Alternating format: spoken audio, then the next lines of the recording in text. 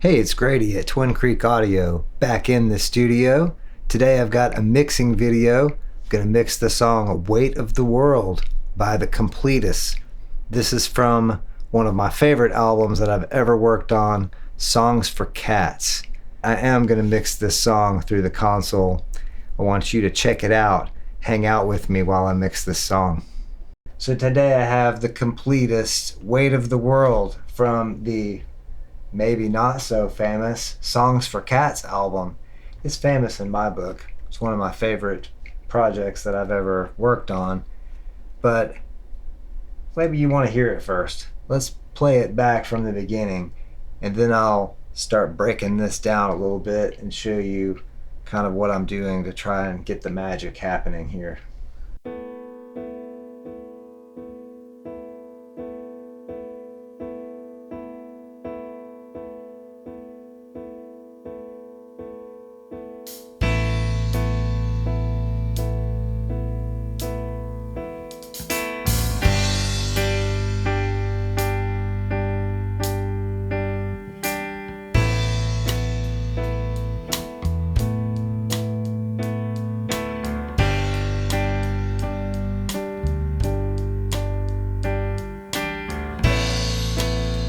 You said this place could never be like yesterday.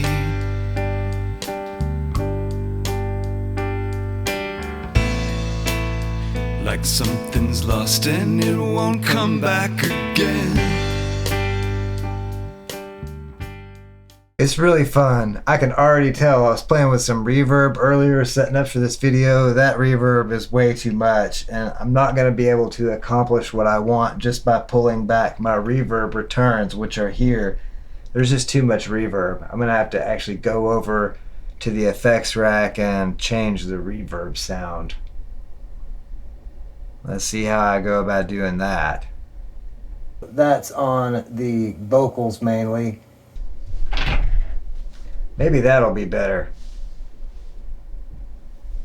Maybe the fat plate sound will sound better, because that's Yamaha Rev500. I've got that on the vocals. So what else is going through the Rev500? The clean electric guitar and the acoustic guitar in the bridge section. No drums are going to the external reverb units. I've got the piano going to the Alto a-verb 2. Have that Alto a-verb 2 on a chorus / reverb setting, and I think that's the only thing that I have going to that, but that's on this electric guitar and acoustic guitar in the bridge. The piano, the main piano, that's going to the Yamaha Rev500 on the fat plate preset. On the drums, we've got a pretty standard setup for what I do in these videos. We've got drums down here, basically kick, snare, toms. I always combine the toms to a stereo pair in the box and just send that as a stereo mix, so these are always panned hard left and right. I do the same thing with the hi-hat mic, if there is a hi-hat mic, and any overheads or cymbal mics. I'll send those out in a stereo pair here and pan that hard left and right. Then I have a mono room mic, and that's the drums. Over here on these small faders, that is parallel compression. I'm sending kick, snare, and toms. That's all I'm sending to that, just kick, snare, and toms. Nothing with any cymbals in it, because I don't, personally, I find that compression can really mess up the sound of a cymbal. It causes a lot of phase issues if you do it wrong. So I like to keep my overheads and any kind of cymbal sounds out of parallel compression, because when you're doing parallel compression, you're wanting a pretty good bit of compression. You're wanting that compressed sound so you can add some excitement and some punch to the drums. So generally, when you're doing parallel compression, you're compressing pretty hard. So if you get a lot of cymbals in there, and as that compressor lets go, you're going to have a lot of weird artifacts from that. So I just don't do that. So I'm purely sending kick, snare, and toms to the parallel compression, which in this case is the ART dual limiter. I've used that in a couple of my recent mixing videos for the same thing, for parallel compression. It's a fantastic sounding compressor. It's very clean, but it can definitely make it have more punch, give some more heft, and solidity to the drum sound. So I really like that thing, and it works really well for parallel compression. These toms are sent separately, and they're panned out to 2 subgroups, and on those subgroups I have that ART dual limiter, ART dual limiter is on those subgroups, so that way my stereo image of my toms, the way that I have them panned and sent to these 2 channels, is not affected when it's going to the parallel compression, because it's being sent to a pair of subgroups panned out just the way it is down here on these main channels. The drum room mic in this case, I do have a little bit of EQ on that.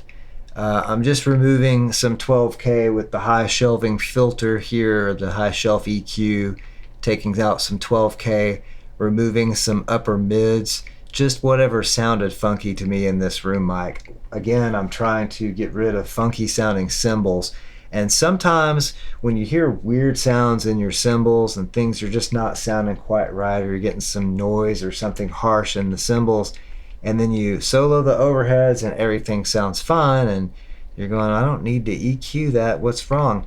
It could be another mic or your room mic.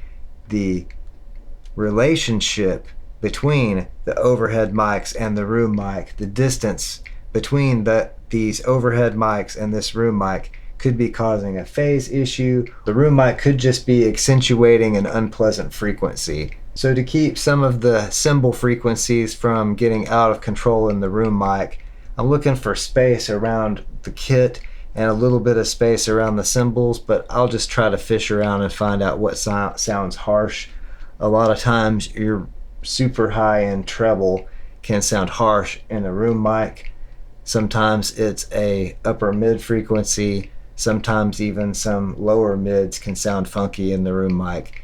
In this case, I'm just removing some 12K just to get rid of some of the cymbal hash in the room mic, and then I'm removing some upper mids.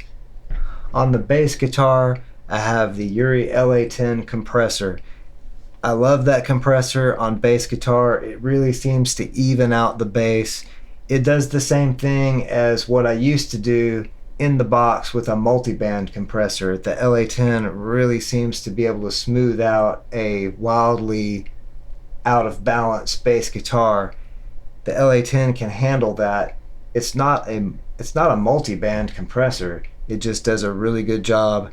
It does a great job on bass guitar. I've also used it on vocals, but it works so well on bass. It just pins the bass down like you want it in the track. It does add a bit of character.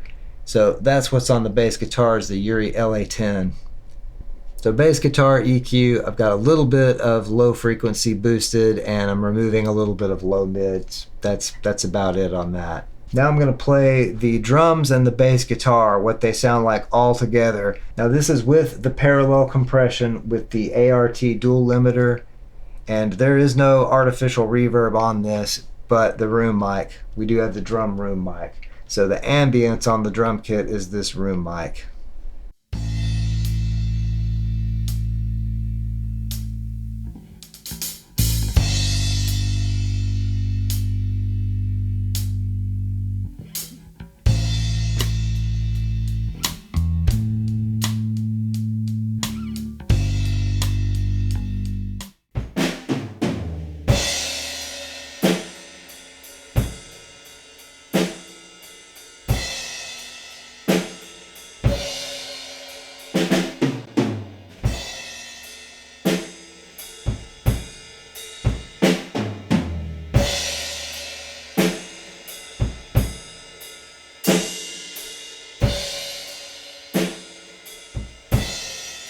So these are all of our vocals, the lead vocal, the kind of double low octave vocal, and then the harmonies and ahs and that kind of stuff are on these 2 faders down here. All of the vocal tracks are being sent to the Yamaha Rev500 on that fat plate preset. That's coming back right here on this blue fader, with of course our massive amount of the width control on the Sapphyre being used all the way to the huge setting. A little bit of high frequency boost and a little bit of low frequency cut. I don't really have a significant amount of EQ on any of these vocal tracks or anything. just trying to pull as much depth and width and largeness out of this mix without using too many external plugins or anything like that. I don't want to get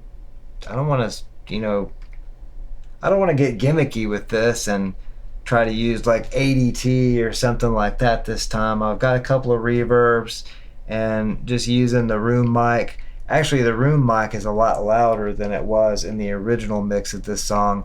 Again, the links to all these songs and all these projects that I do videos about, most of those links are in the video description, and I'll usually post a link to that specific song at the top of all of the other links so you can check out the original mix of this song from the Completists Songs for Cats album. But this definitely features a heavier use of the room mic. I'm not compressing it.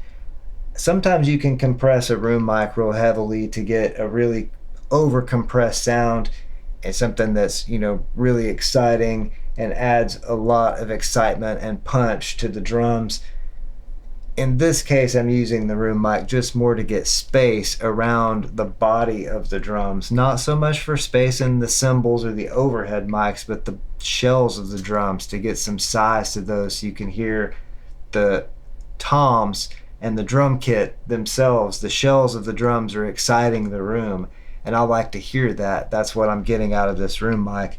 You can compress that with a cleaner compressor to actually bring out more of that tonality, but I was in a pretty big room and this mic was probably all the way across the room from the drum kit, so you've got a pretty good amount of room ambience here on this one mono room mic, so that's being pushed pretty heavily in the mix. And that's really one of my favorite things about this song, is just the depth and the width, and that's also due to the arrangement and the song itself, the way that it's layered and the way that everything kind of sits together.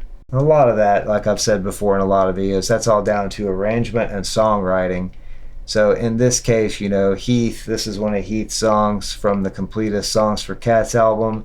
It is just a brilliant song and a really good arrangement, so that helps create that size and that depth in the three-dimensional aspect of the mix. It's not all just the equipment that I'm using to mix it or what EQ frequency that I'm using when I'm doing the mix. I don't know if I went over every single thing that I'd like to, but in all my videos, I do my best to highlight the things that I'm thinking about that day and make a cool video out of it that hopefully you'll get something out of. But I'm excited and I'm ready to play this thing all the way through so we can hear how this turned out.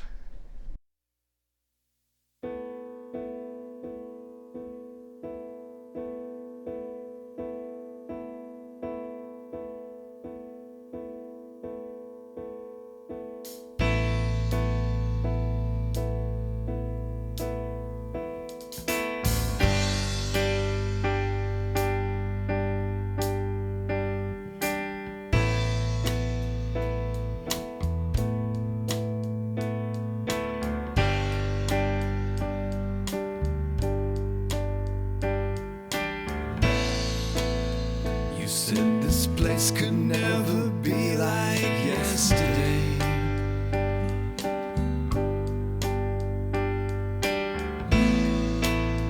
Like something's lost and it won't come back again.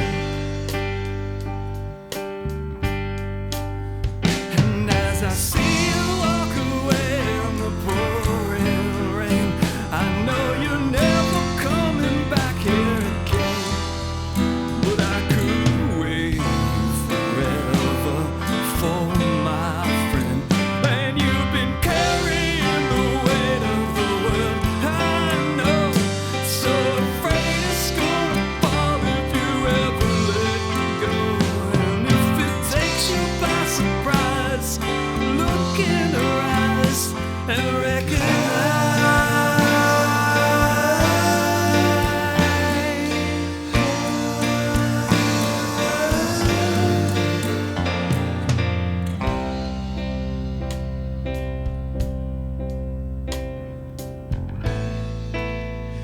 Now I carry this under my skin.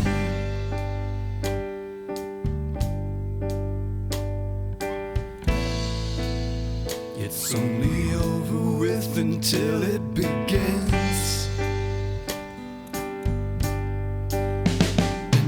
As I see you walk away in the pouring rain, I know you're never coming back here again. But I could wait forever for my friend. And you've been carrying the weight of the world, I know. So afraid it's gonna fall if you ever let go. And if it takes you by surprise, look in her eyes and recognize.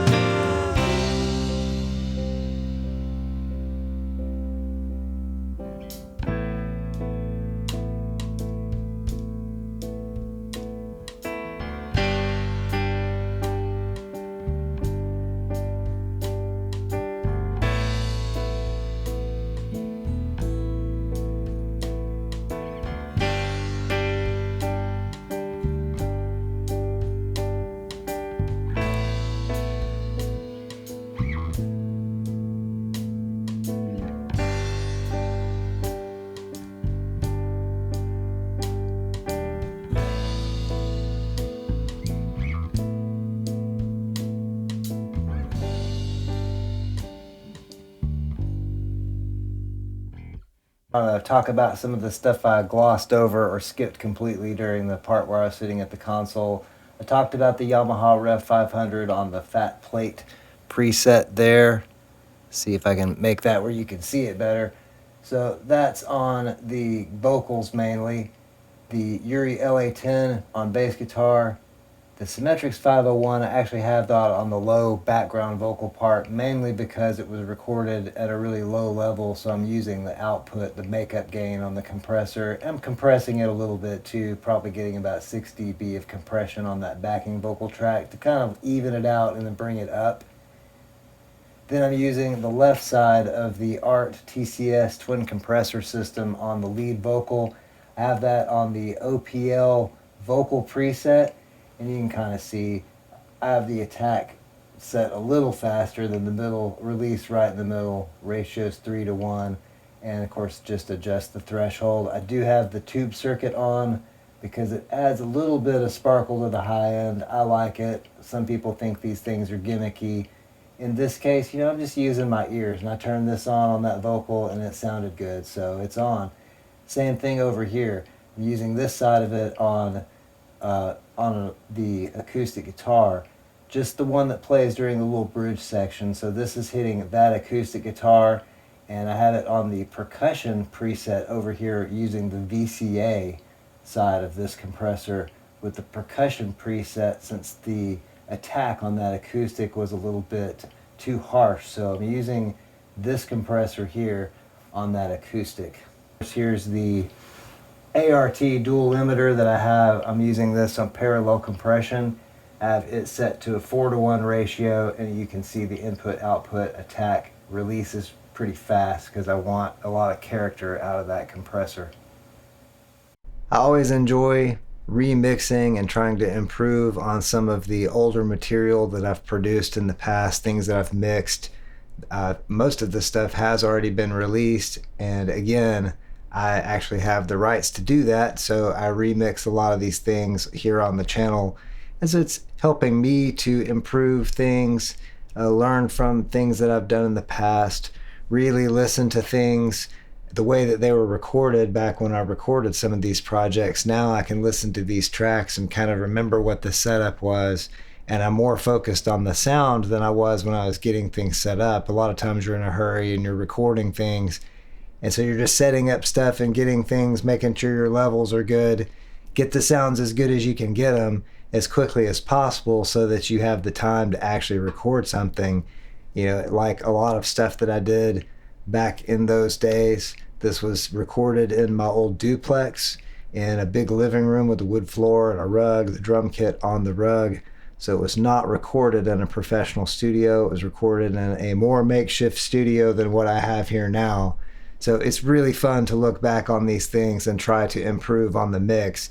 And even then I was getting pretty good sounds. That was a decent room to record drums in, and using some room mics and things like that, and really just, you know, having a good time and creating an album in an organic way. So that was a lot of fun to do back then, and it's a lot of fun to revisit the material now that I have more analog gear and remix the material, because that's kind of the vibe that was intended for this material in the first place, was a very analog, organic vibe. But in this particular song's case, it's kind of an 80s vibe in a way too. So I hope you enjoyed the video. I hope that you remember to check out the links in the video description for a lot of these projects, like the one that I was talking about just a second ago, this song today. So I hope you'll remember to check out all the links in the video. The Songs for Cats album, that the song Weight of the World that we mixed today is one of those projects that's in those links in most of the videos that I do. So check all those things out. All of those links are things that I've produced or been a part of. Also, make sure to like this video, as well as subscribing to the Twin Creek Audio YouTube channel if you have not done so already. I hope that everyone out there has a pleasant and calm and wonderful, awesome hour, minute, second, nanosecond, whatever it is you're having. Have a good one. Because we have to have more bass. I have to have more bass, folks. Bass is good. It's bass to the max.